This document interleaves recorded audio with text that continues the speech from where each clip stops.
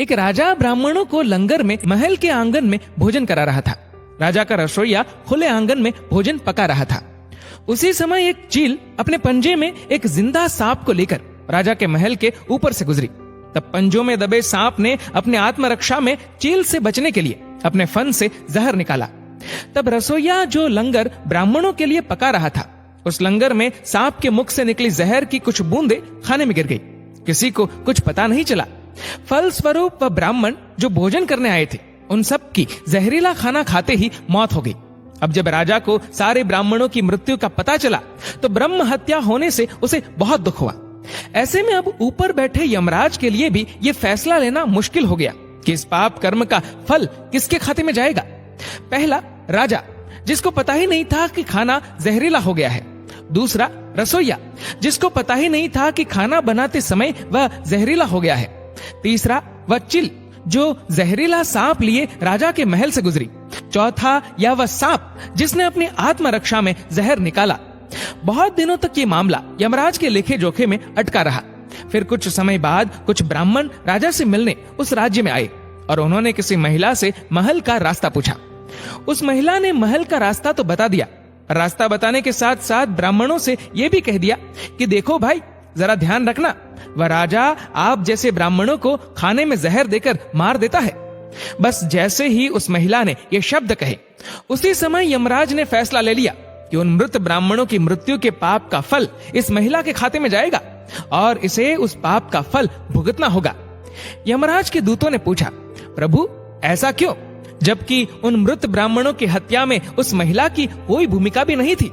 तब यमराज ने कहा कि भाई देखो, जब कोई व्यक्ति पाप करता है तब उसे बड़ा आनंद मिलता है, पर उन मृत ब्राह्मणों की हत्या से ना तो राजा को आनंद मिला, ना ही उस रसोइये को आनंद मिला, ना ही उस सांप को आनंद मिला और ना ही उस चील को आनंद मिला।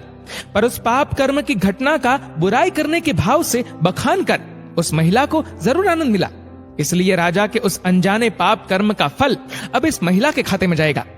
बस इसी घटना के तहत आज तक जब भी कोई व्यक्ति जब किसी दूसरे के पाप कर्म का बखान बुरे भाव से करता है, तब उस व्यक्ति के पापों का हिस्सा उस बुराई करने वाले के खाते में भी डाल दिया जाता है। अक्सर हम जीवन में सोचते हैं कि हमने जीवन में ऐसा कोई पाप नहीं किया, फिर भी हमारे जीवन में इतना कष्ट क्यों आया।